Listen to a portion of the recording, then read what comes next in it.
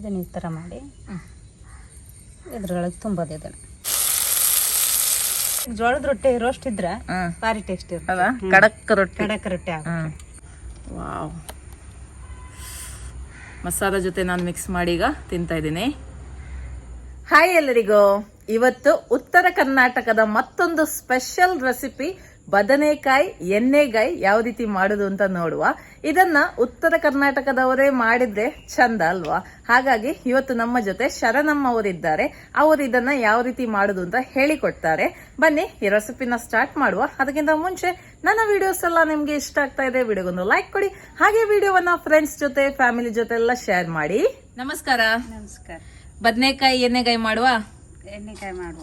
Okay, so ಏನ್ ಮಾಡ್ಬೇಕು ಹೇಳಿ. ಈಗ 1/4 kg ಬದನೆಕಾಯಿ ಇದೆ. ಓಕೆ, 1/4 kg ಬದನೆಕಾಯಿ ತಕೊಂಡಿದ್ದೀರಾ? ತಗೊಂಡಿದ್ದೀವಿ. ಇದಕ್ಕೆ ಚಿಕ್ಕದು ಬೇಕಾದ್ರೂ ಸಿಕ್ಕರೆ ಒಳ್ಳೇದು. ಇದಕ್ಕಿಂತ ಚಿಕ್ಕ ಸೈಜ್ ಇದು ಸಿಗ್ತದಲ್ಲ? ಸಿಗ್ತೈತಿ ನೋಡಿ, ಇದಕ್ಕಿಂತ ಚಿಕ್ಕದ್ ಬರುತ್ತೆ ಅಲ್ಲ, ಅದು ತುಂಬಾ ಟೇಸ್ಟ್. ಅದು ತುಂಬಾ ಟೇಸ್ಟ್. ಅದು ಇದು ಕೂಡ ಆಗುತ್ತಲ್ವಾ?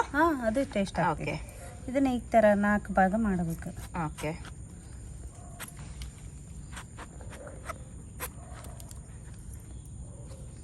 ಫುಲ್ ಕಟ್ ಮಾಡ್ಲಿಕ್ಕಿಲ್ಲ. ಫುಲ್ ಕಟ್ ಮಾಡ್ಲಿಕ್ಕಿಲ್ಲ, ಯಾಕಂದ್ರೆ ಪುಡಿ ತುಂಬಾಕ್ ಬೇಕಲ್ಲ.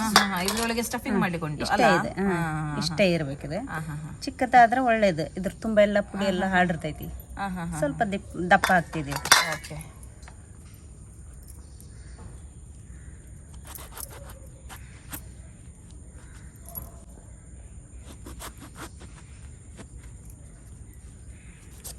ದಂಟು ಕಟ್ ಮಾಡ್ಬೇಕಾ? ದಂಟು ಕಟ್ ಮಾಡಿ.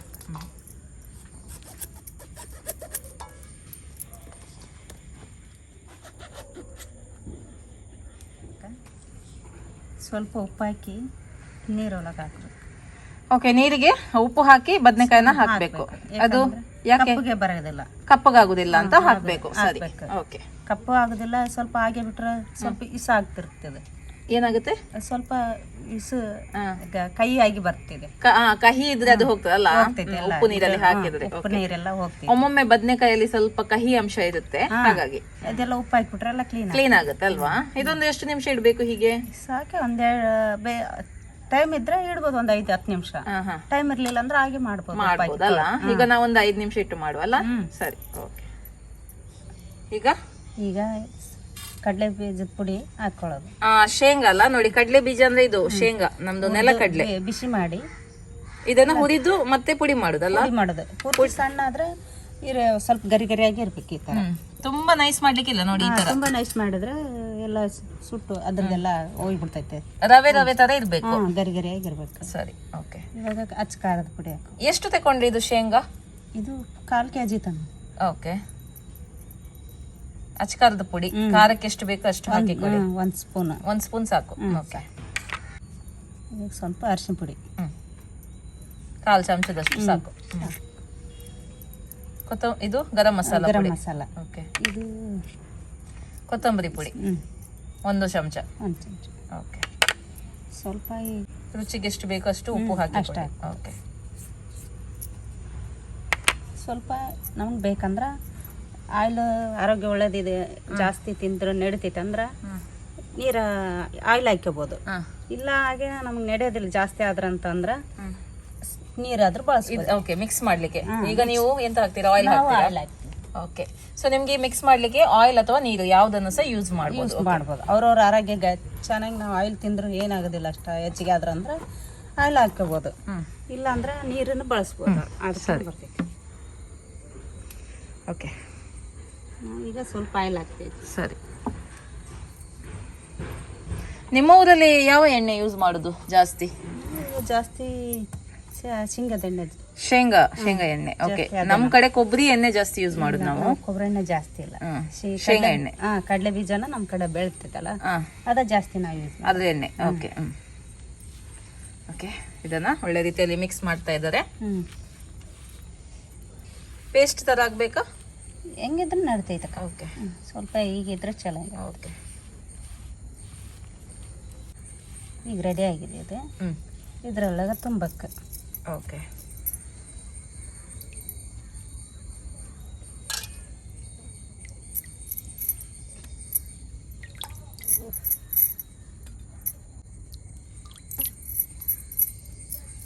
ಥರ ಮಾಡಿ ಇದ್ರೊಳಗೆ ತುಂಬೋದು ಇದನ್ನು.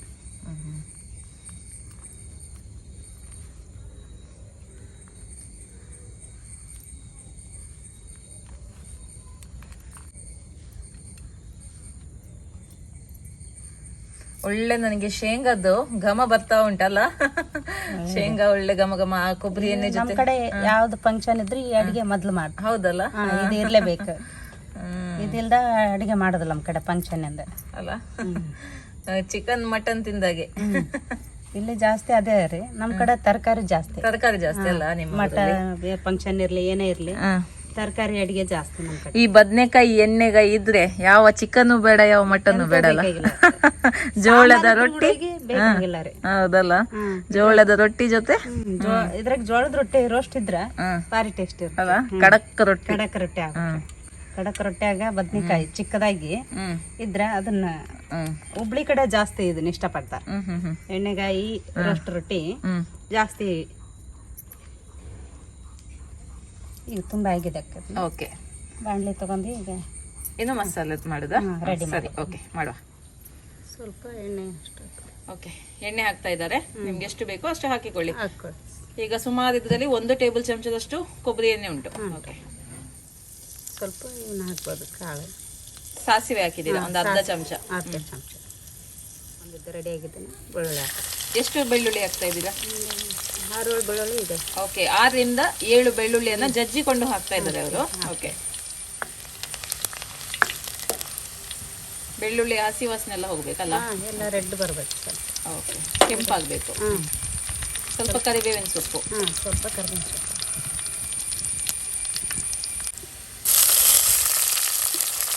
ಎಷ್ಟು ಟೊಮೆಟೊ? ಒಂದು ಟೊಮೆಟೊ. ಹಾಕ್ಬೋದು ಇದ್ರೆ. ಇದು ಒಂದು 2 ನಿಮಿಷ ಫ್ರೈ ಆಗ್ತದೆ. ಟೊಮೆಟೊ ಎಲ್ಲ ಒಳ್ಳೆ ಸಾಫ್ಟ್ ಆಗಬೇಕಲ್ಲ? ಸ್ವಲ್ಪ ಇದಾಗುತ್ತೆ. ಸಾಫ್ಟ್ ಆಗಲಿ. ಸರಿ, ಓಕೆ. ಟೊಮೆಟೊ ಸಾಫ್ಟ್ ಆಯಿತು.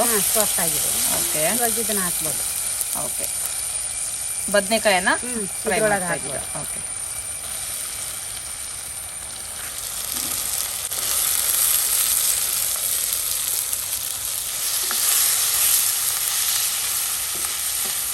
ಸ್ವಲ್ಪ ನೀರು ಹಾಕ್ಲಾರ್ದ ಈ ಥರ ಬೆನಿಬೇಕು ಇದ್ರೊಳಗೆ. ಟೊಮೆಟೊ ಸ್ವಲ್ಪ ಆದಂಗೆ ಇದು ಸ್ವಲ್ಪ ಮೆತ್ತಗಾಗಬೇಕಲ್ಲ? ಸ್ವಲ್ಪ ಇದ್ರೊಳಗೆ ಬೆನಿಬೇಕು. ನಿಮಿಷ ಇವಾಗ ಹಾಕ್ಬೋದು. ನೀರು ಹಾಕ್ಬೋದು. ಹುಣಸೆ ಹುಳಿ ರಸ. ಓಕೆ, ಒಂದು ಸ್ವಲ್ಪ ಹುಣಸೆ ಹುಳಿ ರಸ ಅಷ್ಟೇ.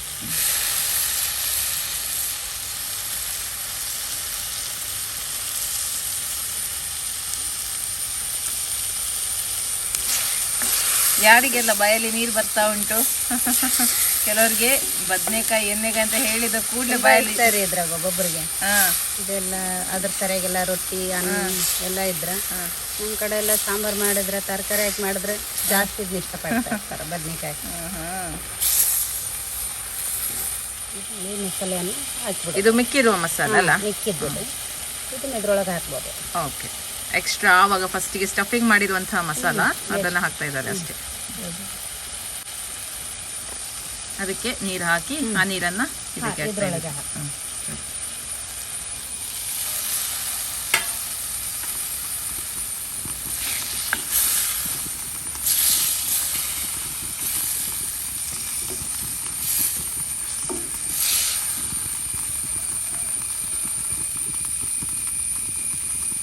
ನೀರು ನೋಡ್ಕೊಂಡು ಹಾಕಿದ್ರೆ ಆಯ್ತಲ್ಲ?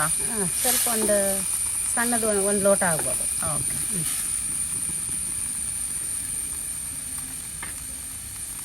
ಈಗ ಒಂದು 5 ನಿಮಿಷ ಇದ್ರ ಮುಚ್ಚಬಹುದು. ಓಕೆ, ಮುಚ್ಚಿಡ್ಬೇಕಲ್ಲ? 5 ನಿಮಿಷ ಇದು ಬೇಯಬೇಕು. ಸರಿ, ಇವಾಗ ಇದು ರೆಡಿ ಆಗಿದೆ. ಓಕೆ, 5 ನಿಮಿಷ ಆಗಿದೆ. ಓಪನ್ ಮಾಡಿ. 5 ನಿಮಿಷ ಓಪನ್ ಮಾಡುವ. ಓಕೆ, ಆಹಾ, ನೋಡಿ ಎಣ್ಣೆ ಎಲ್ಲ ಸೈಡಲ್ಲಿ ಬಿಟ್ಟು ಬಂದಿದೆ. ಸೈಡ್ ಎಲ್ಲ ಬರ್ತದೆ. ಓಕೆ, ಈ ತರ ಎಣ್ಣೆ ಸೈಡಲ್ಲಿ ಬಿಟ್ಟು ಬಂದ್ರೆ ರೆಡಿ ಆಗಿದೆ ಅಂತ ಅರ್ಥ. ಬದನೆಕಾಯಿ ಎಲ್ಲ ಸಾಫ್ಟ್ ಆಗಿದೆಯಾ? ಎಲ್ಲ ಸಾಫ್ಟ್ ಆಗಿದೆ. Okay, super. ನೋಡಿ, ಕೊತ್ತಂಬರಿ ಸೊಪ್ಪನ್ನು ಹಾಕ್ತೀವಿ. ಓಕೆ, ಲಾಸ್ಟ್ ಅಲ್ಲಿ ಸ್ವಲ್ಪ ಗಾರ್ನಿಶ್ ಮಾಡ್ಲಿಕ್ಕೆ.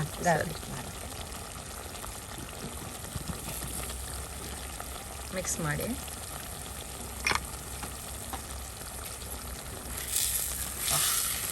ಸೂಪರ್.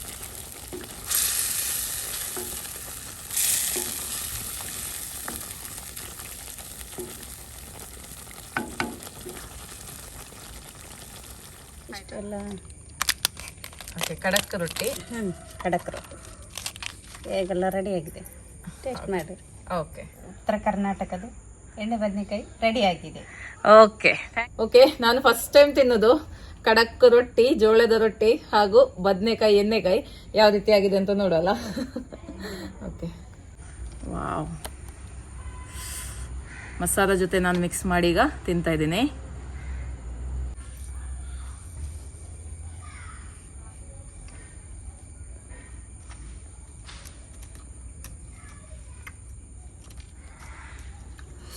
ತುಂಬಾನೇ ಚೆನ್ನಾಗಿದೆ.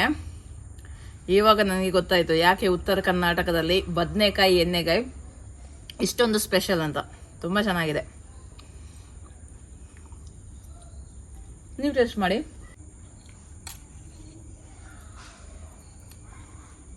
ನೋಡಿ, ಅವ್ರು ಬದನೆಕಾಯಿ ಎಲ್ಲ ಹಾಕಿ ತಿಂತಾ ಇದ್ದಾರೆ, ಆ ತರ ತಿನ್ನೋದಲ್ಲ. ನಾನು ಖಾಲಿ ಮಸಾಲ ಹಾಕಿದ್ದು. ನೋಡು,